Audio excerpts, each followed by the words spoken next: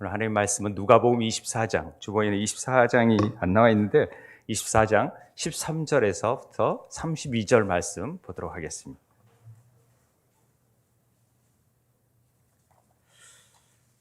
누가복음, 신약 누가복음, 제가 가진 성경은 140쪽 되겠네요. 24장 13절부터 32절, 35절까지 드려야 된다. 32절까지만 읽겠습니다. 교독할 텐데요. 제가 먼저 읽겠습니다. 찾으신 줄 알고 읽도록 하겠습니다. 그날에 그들 중 둘이 예루살렘에서 25리 되는 엠마오라라 하는 마을로 가면서 그들이 서로 이야기하며 문의할 때 예수께서 가까이 이르러 그들과 동행하시나 그들의 눈이 가리워져서 인 줄 알아보지 못하거늘 예수께서 이르시되 너희가 길 가면서 서로 주고받고 하는 이야기가 무엇이냐 하시니 두 사람이 슬픈 빛을 띠고 머물러 서더라.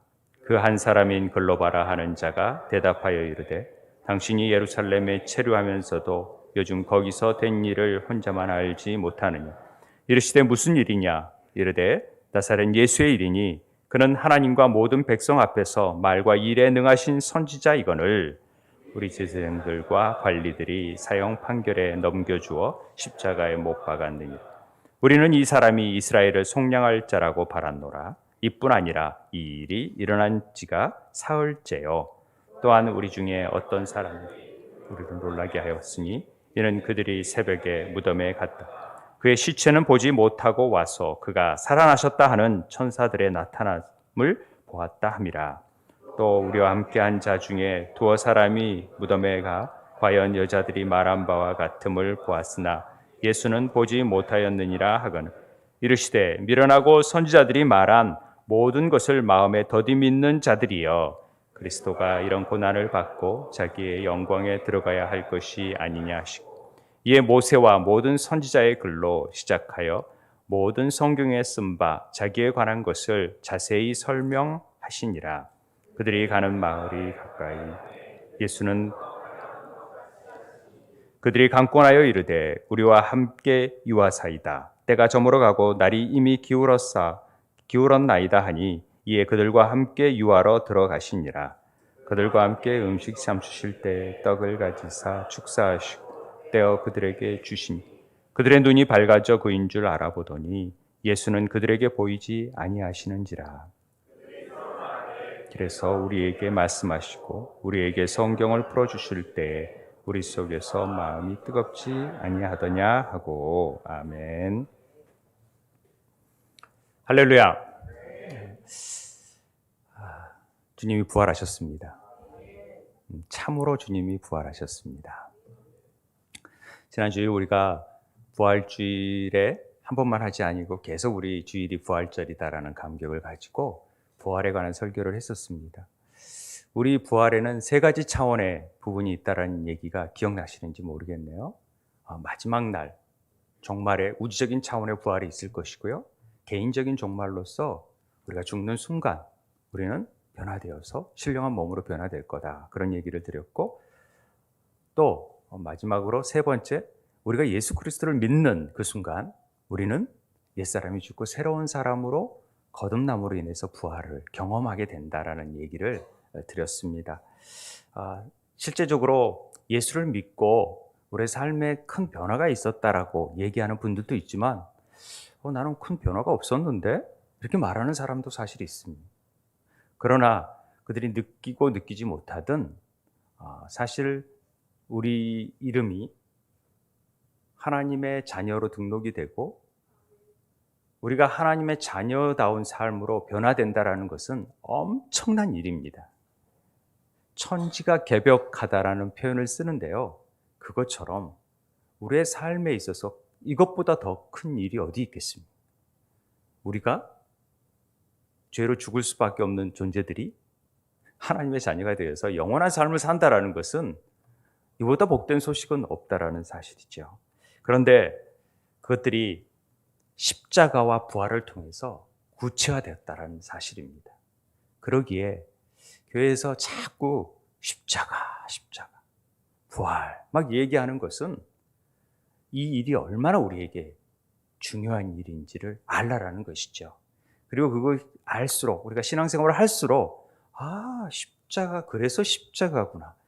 그래서 부활의 은혜가 우리 삶 속에서 귀하구나라는 것을 깨닫게 되는 것입니다. 사실 영적인 눈이 열려져 있으면 천군 천사들이 우리가 예수 그리스도를 믿고 하늘의 것들을 바라보며 사는 삶을 얼마나 기뻐하겠습니까? 그런데 우리가 그걸 보지 못하니까 그저 내 삶은 큰 변화가 없는 것 같고, 예수를 믿어도 말씀을 읽어도 기도를 해도 아무 변화가 없는 것처럼 느낄 때가 있다라는 것입니다. 그러나 그렇지 않습니다.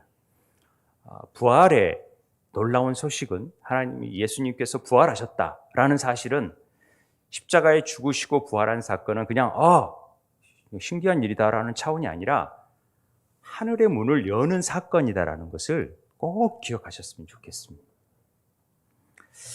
이 땅에 속한 자로 살던, 그래서 죄로 인해서 죽을 수밖에 없는 존재들이 영생을 얻는다라는 차원에 더 구체적으로 이 땅에서 죄로 얽매여졌던 것들이 예수님께서 십자가 안에서 다 안고 죽으심으로 말미암아 이제 하늘의 문을 열어놓으셨다. 그것을 지난 시간에 에덴에서 아담이 죄로 말미암아 생명나무로 갈 수 있는 그 화영검으로 불로 둘러싸여 있는 것을 이제는 예수님께서 그걸 열어버리신 일이 부활이다라는 얘기를 드렸지 않습니까? 그렇듯이 이제는 우리가 이 땅의 방식으로 살아가는 존재들이 하늘의 존재로, 위를 바라보고 살아가는 존재로 변화되어 간다. 위에 있는 존재가 아니라 이제 위를, 이 땅에 살지만은 아직은 주님이 오시지 않았기 때문에 하늘을 바라보고 사는 존재들로 살아야 된다라는 것을 알려주는 사건이 바로 부활의 사건이었다. 그래서 우리가 골로새서 3장 1절 3절 말씀을 우리가 다 알려드렸죠. 함께 읽어볼까요? 시작. 그러므로 너희가 그리스도와 함께 다시 살리심을 받았으면 위의 것을 찾으라. 거기는 그리스도께서 하나님 우편에 앉아 계시느니 위의 것을 생각하고 땅의 것을 생각하지 말라. 이는 너희가 죽었고 너희 생명이 그리스도와 함께 하나님 안에 감추어져 있다. 아멘. 땅의 것은 이미 이제 다 없다라는 것이죠. 그래서 땅의 것을 하늘의 것으로 바꾸어 버리시는 거예요. 타락한 인성을 거룩한 인성으로 바꾸시겠다라는 하나님의 계획이십니다. 그리고 이제는 이 땅의 방식으로 우리를 이루어 가시는 게 아니라 하늘의 방식으로 이루어 간다라는 것을 가르쳐 준 사건이 부활의 사건이라는 것입니다. 그래서 부활을 믿는 이들은 이제는 이 땅을 바라보는 게 아니라 위를 바라보고 살라. 이런 얘기가 부활의 핵심 메시지였었습니다. 예수님께서 왜 죽으실 때 휘장이 갈라진 줄 아세요? 지성소로 나아갈 길이 열려진 것이죠. 이걸 가볍게 여기셔서는 안 됩니다. 이건 다른 말로 하늘문이 열려졌다라는 표현이고요. 그것이 진짜 하늘이 열려졌다라는 표현도 될 수 있겠지만은 우리 안에 도저히 갈 수 없었던 하나님의 혼적인 삶이 영적인 삶으로 바뀌어지고 하나님의 지성소로 나아가서 하나님과 교제할 수 있는 삶이 되어졌다. 이 말은 하늘의 문이 열려져서 우리가 이제 하늘의 삶을 사는 하늘나라의 시민권자가 되어져서 하늘의 역사를 이루어갈 수 있는 삶이 되었다라는 표현이라는 것입니다.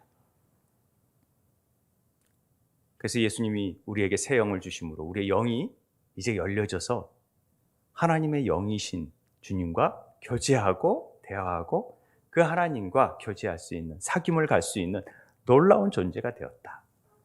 이게 부활의 소식입니다. 우리는 땅에 속한 자가 아니요 영에 속한 자, 하늘에 속한 자가 되어졌다. 믿으세요? 네, 아멘입니다. 그런데 위의 것을 찾으라, 위의 것을 생각하라라는 얘기를 들으면 우리는 마치 이 땅 것 다 버리고 수도원에 가야 되나? 그리고 매일 성경 읽고 금식하고 금욕적인 생활을 해야 되나? 그렇게 생각하기 쉬워요. 그런 삶을 사는 사람들을 잘못됐다라고 제가 얘기하는 건 아니지만은 그런 삶은 아니라는 거죠. 왜냐하면 우리는 이 땅에 두 발을 딛고 살기 때문에 그렇습니다. 그러다 보니까 우리가 어떻게든지 노력한다 그러고 말씀을 읽고 막 그렇게 애쓴다 그래도 우리의 힘으로서는 이 죄를 이길 수 있는 힘이 없어요. 바울은 그렇게 얘기하는 것입니다.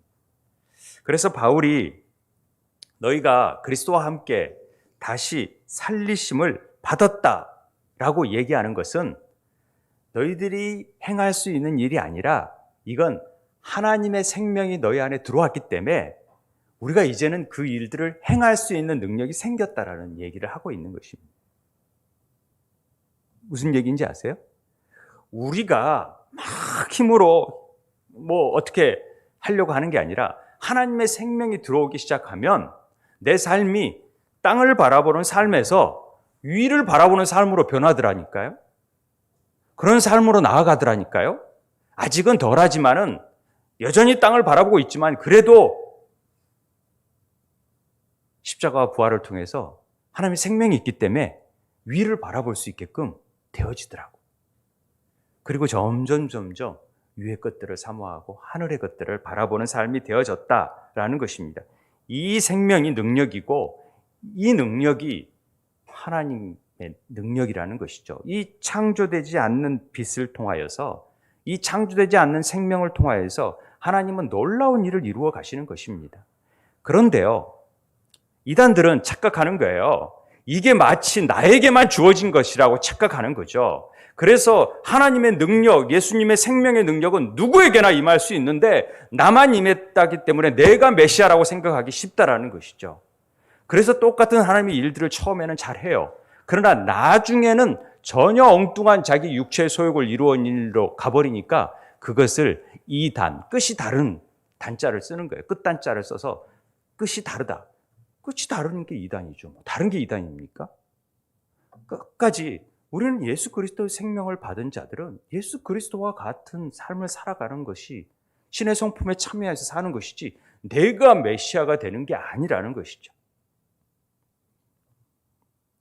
그래서 이제는 우리는 세상의 혈과 육의 방법으로 이 땅을 살아가는 존재들이 아니라 하늘의 방식으로 살아가는 존재들이다. 이 사실을 꼭 염두에 두셔야 하는 것입니다.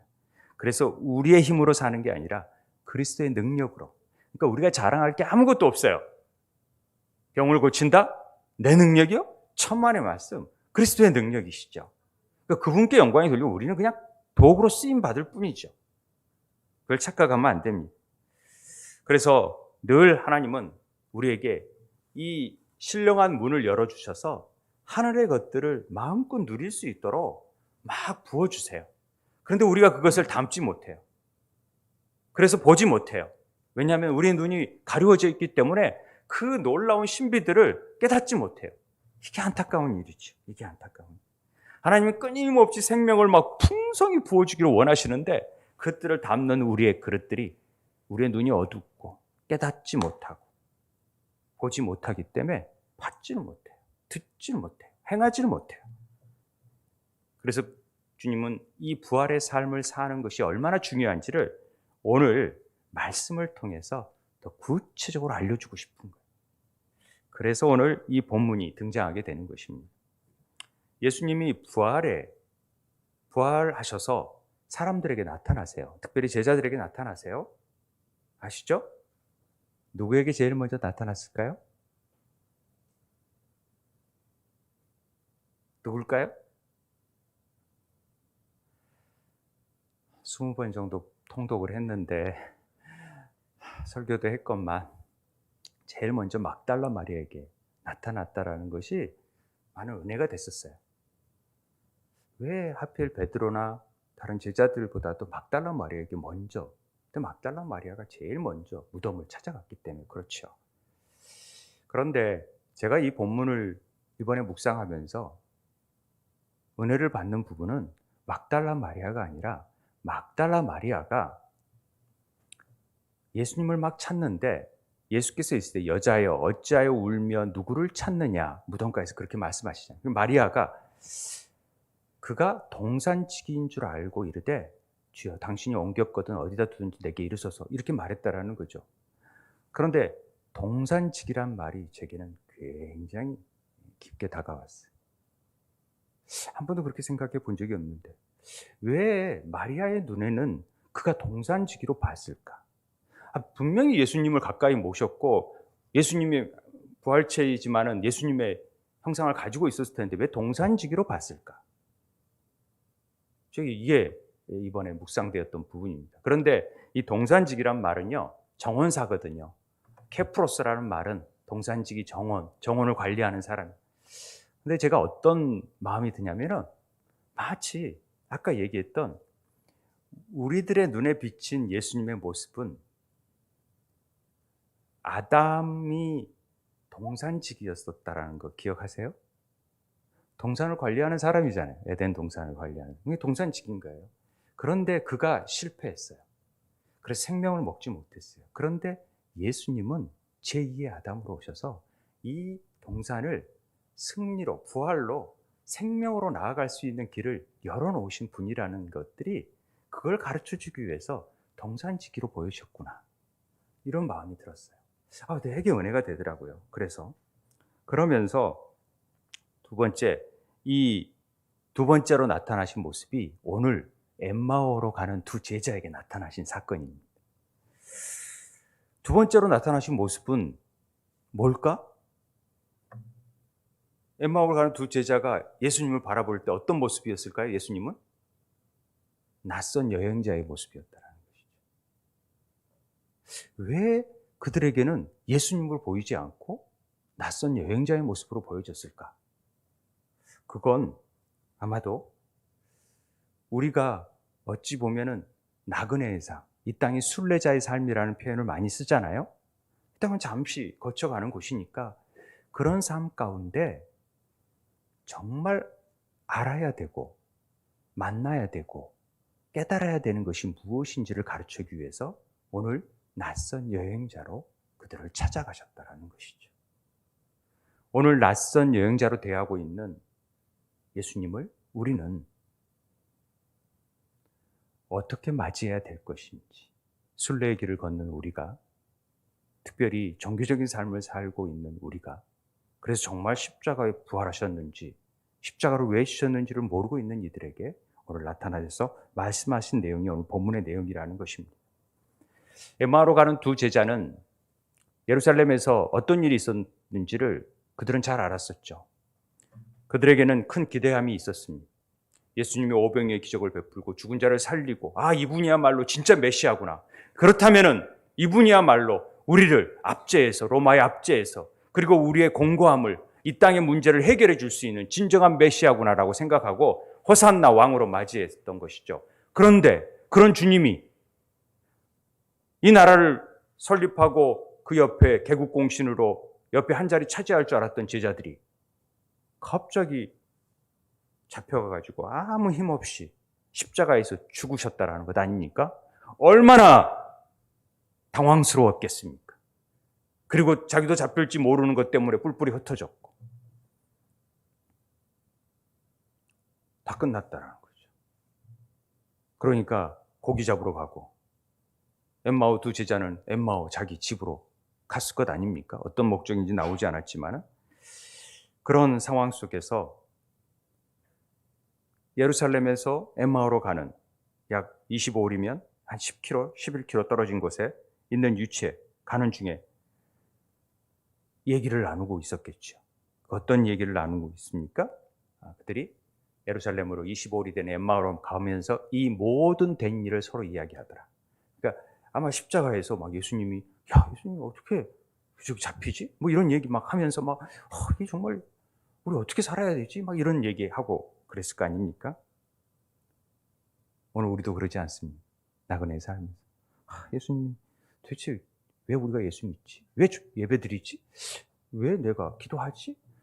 어떻게 살아야 되지? 이러면서 막 예수님 정말로 부활하신 건 맞나? 근데 나는 왜 이렇게 내 앞에는 안 나타나시지? 이런 생각도 할 수 있지 않겠습니까? 그런 얘기를 하고 있는 중에 한 사람이 다가옵니다. 그건 우리는 예수님이라는 걸 금방 알죠. 그들이 서로 얘기하며 문의할 때 예수께서 가까이 이르러 그들과 동행하시나 그들의 눈이 가리워져서 그인 줄 알아보지 못하거늘. 의문이 들지 않습니까? 부활의 주님이 다른 모습인가? 그래서 모르는가? 마리아도 모르고 지금 이들도 모른다라는 거죠. 그 부활의 모습은 전혀 다른 모습으로 변하나? 그런데 다른 제자들이 또 알잖아요. 못 박힌 손 도마나 알았다라는 거죠.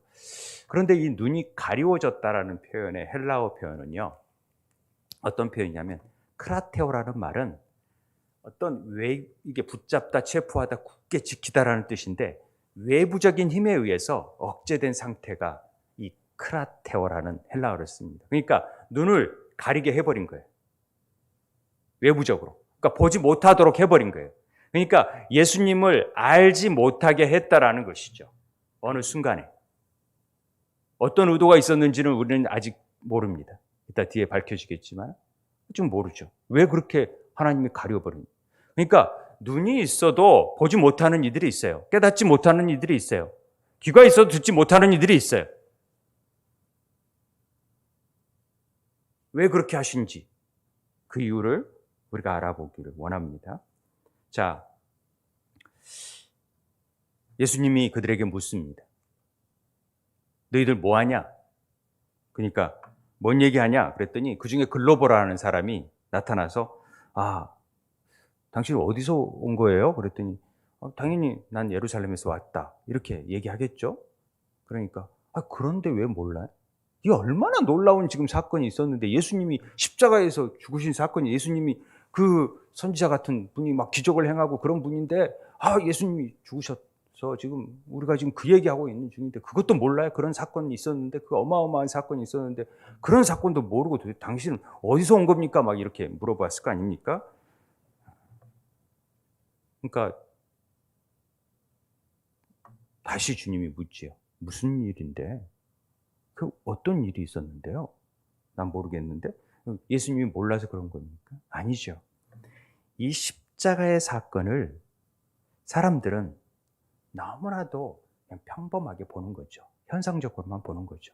그래서 그 사건의 의미들이 진정으로 뭔지를 깨닫게 해주려고 묻는 것입니다.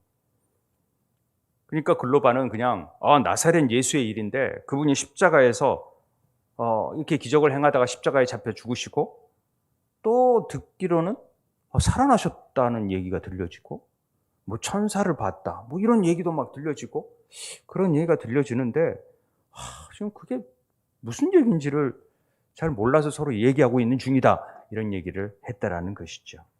그때 예수님께서 미련하고 선지자들이 말한 모든 것을 마음에 더디 믿는 자들이요, 딱 이렇게 말씀하십니다.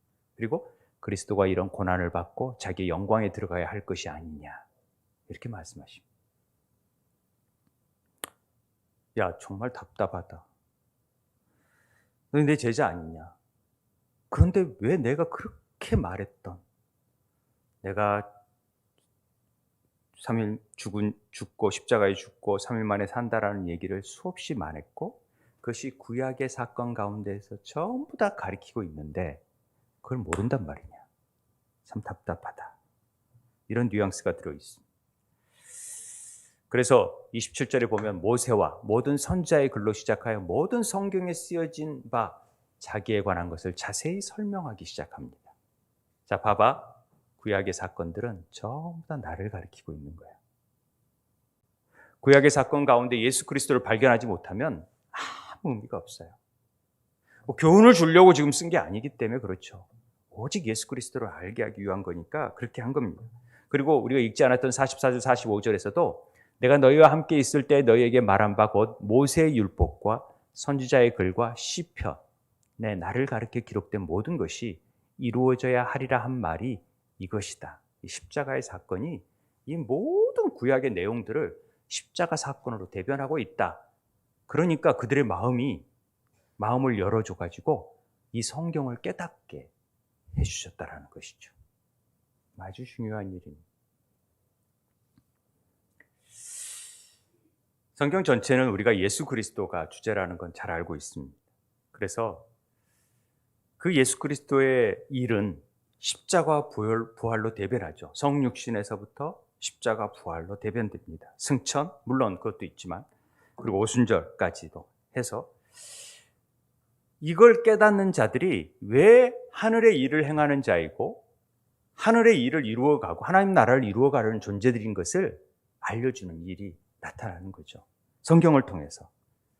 그리고 마을이 가까워지자 예수님께서 이제 제자들이 저물었는데 이제 유하고 식사도 해야 되니까 같이 하시죠 해가지고 가서 떡을 먹는데 축사하세요. 그리고 떼어서 브레이크 그들에게 주니 그들의 눈이 어떻게 됐다고요? 밝아졌다. 굉장히 중요한 말입니다. 자, 떡을 떼어 주니까 그들의 눈이 밝아져요. 그리고 그인 줄 알아요. 그인 줄 알았다면 예수님이시네. 맞네. 그렇게 아는 순간 예수는 뿅 하고 사라지지. 보이지 아니하죠. 신기하지 않아요? 아니 왜 보여지는데 없어집니까? 이건 우리에게 굉장히 중요한 것들을 가르쳐 주는 것 같아요. 우리의 눈이 띄어지는 순간요. 예수님이 안 보이겠어요? 하나님의 영적인 일들이 다 보여지기 시작하는 거예요. 띄어지면 그 자체가 예수님이 하시는 일들을 왜 몰라요? 늘 우리와 함께 하시는데. 그러니까 다 아는 거예요. 굳이 볼 필요가 없는 거예요. 우리에게 영적인 눈이 띄어지는 순간 우리는 하늘의 것들을 바라볼 수 있는 눈이 열려지는 거예요. 그래서 부활의 주님을 만나는 것은 하늘 문이 열리는 일이기 때문에 이게 너무나도 중요한 일이다. 그런 거죠. 우리가 십자가를 지시기 전에 주님이 성만찬을 통해서 떡을 떼는 일을 합니다. 이 떡을 뗀다라는 일은 그래서 우리 성만찬에서 그 떡을 먹으면 우리 눈이 막 띄어지고 막 그런 차원이 아니라 그 의미가 뭐냐는 거죠. 부활의 주님을 우리 몸으로 한 몸이 되어진다. 그렇게 함으로 인해서 우리가 그 성찬에 참여함으로 우리가 땅의 영역에서 하늘의 영역으로 나아갈 수 있는 존재가 되어졌다. 그리스도와 연합되어진 몸이 되어지니까 그랬다라는 것을 우리가 기억하라는 거죠. 그런데 35절에서 제가 이 본문을 읽으면서 두 사람도 길에서 된 일과 예수께서 떡을 떼심으로 자기들에게 알려지신 것을 말하더라. 떡을 떼어주니까 알려지듯이 이 의미는 떡을 뗀다라는 의미는 다른 의미로 어떤 거냐면 떡을 먹는다라는 의미로 연관이 돼 있잖아요. 떡을 먹는다라는 것은 하늘에서 생명의 떡으로 오신 예수 그리스도를 먹는다라는 의미로 우리가 이해되잖아요. 그렇지 않습니까? 그래서 이 예수님께서 떡을 떼어주심으로 생명의 말씀, 성경을 풀어주심으로 자기를 보이시는 일이 생겨나는 거예요. 눈이 떼어져야 되니까. 눈이 닫혀져 있으면 예수님을 알지 못하니까 그 일들을 이루신 일이 바로 이 사건이라는 것이죠. 성경을 아무리 읽어도 아직도 잘 주님을 모르는 분들이 꽤 많아요. 그런데 읽지 않고 하나님을 안다? 이건 정말 넌센스죠. 어떻게 우리가 하나님을 알아요? 힘써 여호와를 알라. 어떻게 알아요? 말씀이 하나님이신데 말씀은 하나님이시라. 하나님을 알 수 있는 방법은 말씀을 보는 방법뿐이 없죠. 그런데 말씀을 보지 않는다고요? 절대 하나님을 알 수 없습니다. 물론 말씀을 읽을 때 성령님의 도움을 통해서 영으로 그 말씀을 읽는 게 중요하죠.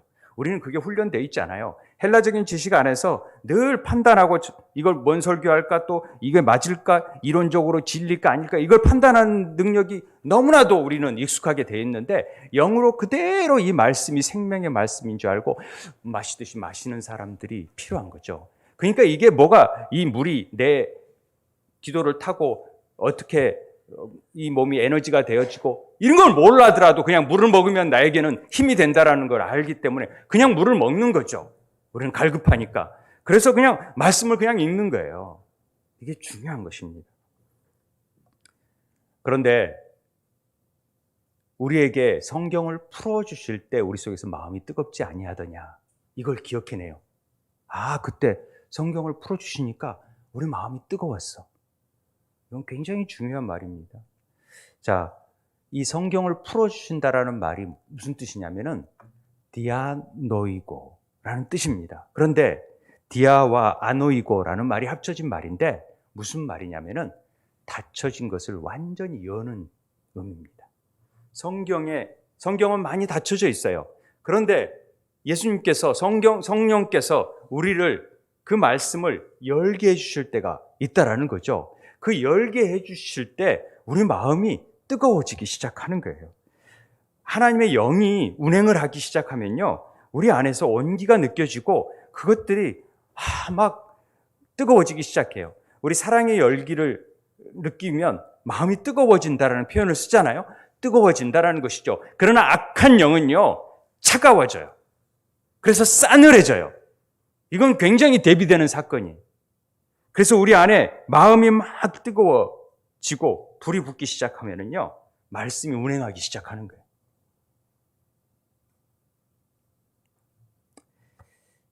가슴이 막 벅차고 사랑의 열병이 생겨요. 하나님 말씀 더 알고 싶고. 아가서에서 솔로몬과 술람 여인의 관계를 입맞춤을 하니까 막 뜨거워졌다라는 표현이 나오면은 이거 너무 선정적이다 이런 게 아니라 그때부터 이 하나님과의 사랑의 열병이 쌓여지는 거죠. 그러니까 이 맛을 알면은 성경을 안 읽을 수가 없어요. 성경 더 공부하고 싶고 더 알고 싶어서 막 찾아보게 되고 그렇게 되어지는 것이죠. 그 기쁨을 모르니까 읽어도 재미없네. 그러니까 다른 거 읽으면 재밌거든요. 그게 간음이에요. 영적인 간음. 영적으로 외도하는 거예요. 다른 것에 만족을 취해버리는 거예요. 하나님 한 분이신 신랑한테 취해야 되는데, 카탄이신 신랑한테 취해야 되는데 엉뚱한 다른 거에 만족을 얻는 거니 이게 음란이죠. 간음이죠. 하나님의 사랑을 맛본 자들은 그 사랑을 끊을 수가 없어요. 환난이나 적신이나 위험이나 공고나 박해나 기근이나 그리스도의 사랑에서 끊을 게 무엇이 있겠습니까? 어떤 것도 예수 그리스도 안에 있는 하나님의 사랑에서 우리를 끊을 자가 없어요. 그 사랑을 경험하게 되기를 바랍니다. 부활의 삶을 살기 위해서는 이 위의 것을 찾고 그러려면 하나님의 눈이 떠져야 돼요. 위의 것을 찾으려면 어떤 삶을 살아야 되느냐? 하늘에 열려진 것들을 받아 누릴 수 있어야 돼요. 그래서 하나님의 말씀을 읽고 해야 하늘의 눈이 열려지고 그래야 위의 것들을 바라볼 수 있는 삶이 되어지는 것이죠. 이게 순서적인 차원의 문제지만은 말씀도 열리지 않은데 하늘이 어떻게 열리며 위의 것을 어떻게 찾으며 나아갑니까? 뭘 위의 걸 찾아요? 이 땅의 것들을 찾아야지. 잘 먹고 잘 살아야 되는데 그렇게 되어지는 것이죠. 말씀을 먹어야 우리의 눈이 떠져집니다. 그리고 그리스도를 알게 되고 하늘이 열리는 것들을 경험해서 하나님 나라의 뜻, 하나님 마음이 어떠한지를 알 수가 있는 것이죠. 그걸 모르니까, 하나님 마음을 모르니까, 하나님 뜻이 모르니까 이상한 소리 하는 것이에요. 내 생각을 얘기하는 거예요. 내 생각대로 안 되면은 왜 이렇게 그렇게 하냐고 항변하고 불평하는 거예요. 하나님의 뜻을 알면은 왜 이 일을 하는지 함께 동역하고 기도할 수 있는 것이죠. 예수님이 왜 요한복음에서 나는 생명의 떡이라고 하는 거예요. 나는 하늘에서 내려온 떡이라고 일부러 얘기하시는 거예요. 그리고 만나의 비유를 통해서 이스라엘 백성들이 살아야 되는 이유를 얘기하는 거예요. 하늘에서 내려왔다는 얘기를 계속해서 얘기하는 거예요. 왜? 부활을 통해서 그걸 실제적으로 보여주셨잖아요, 우리에게. 하늘이 열려져서 그런 삶을 사는 것이 무엇인지를. 이것이 내 몸을 먹으라는 게 식인종 되라는 겁니까? 아니라는 거죠, 그런 차원이. 하나님 나라의 삶을 사는 원리가 이 생명의 떡을 먹지 않고 살아있고 운동력이 있는, 그래서 그것들을 통하여서 나아가지 않으면 우리는 늘 세상적인 것에 얽매여서 그것들을 추구하고 그것들에 얽매여서 세상 땅의 것들에 얽매여서 살아가는 존재들이 되어지니까 이것들을 다 잘라내고 하늘의 것들로 채워져서 하늘의 일들을 이루어 나가는 삶을 살아라는 것이 하나님께서 원하시는 뜻이라는 것입니다. 왜 밀어나 선지자들이 말한 모든 것을 마음에 더디 믿는 자들이여 왜 그냥 그대로 믿으면 된다라는 것이죠. 합리적으로 믿고 이론적으로 내 뜻에 맞아야 난 믿겠다라고 그럴 수도 있겠지만 몸으로 받아들여, 영으로 받아들여. 그래야 됩니다. 그래야 우리의 지성으로 우리 삶이 변화되는 게 아니라요, 우리의 감정으로 변화되는 게 아니라 하나님의 생명의 말씀으로 우리가 변화돼야 돼요. 그래야 우리 영이 변화되는 거예요.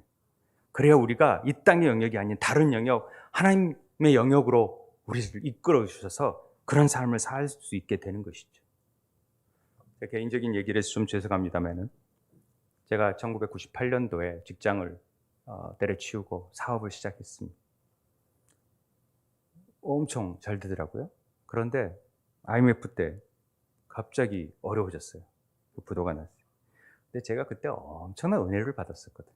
선교단체 가운데에서 막 은혜를 받아서 성경을 읽는데요. 막 성경이 튀어나와요. 글자들이. 그리고 이게 막 상하 결합이 되는 거예요. 구약의 말씀과 신약의 말씀이 결합이 되는 거예요. 제 자랑하는 겁니다. 막 결합이 되고 막 가슴이 뜨거워지는 거예요. 그러니까 막 은사들도 막 나타나게 되고 막 그러니까 이게 뭐지? 이제 정말 내 삶을 하나님을 위해서 살아야겠다. 그러면서 제 삶이 완전히 바뀌어지더라고요. 그러니까 아내가 얼마나 놀랬겠습니까? 가정을 위해 살던 사람이 막 복음을 전하겠다고 외국에 필리핀을 가겠다고 혼자 가겠다 그러고 막 그러니 얼마나 놀랬겠습니까? 집안에 있는 사람들은 사업을 신경 안 쓰고 저렇게 막 망해가고 저기 부도 나서 막 사업은 한 달에 몇 억씩 손해나고 있는데 혼자 이렇게 선교 여행도 하고 막 기도하러 가고 땅밟기 하고 가고 사업턴을 얻고 맨날 가서 파주에 가서 기도하고 있으니 얼마나 안타까웠겠습니까? 답답했겠습니까? 그런데요, 제 삶은 좀 차원이 달랐던 것 같아요. 다른 삶으로 보여줬던 것 같아요.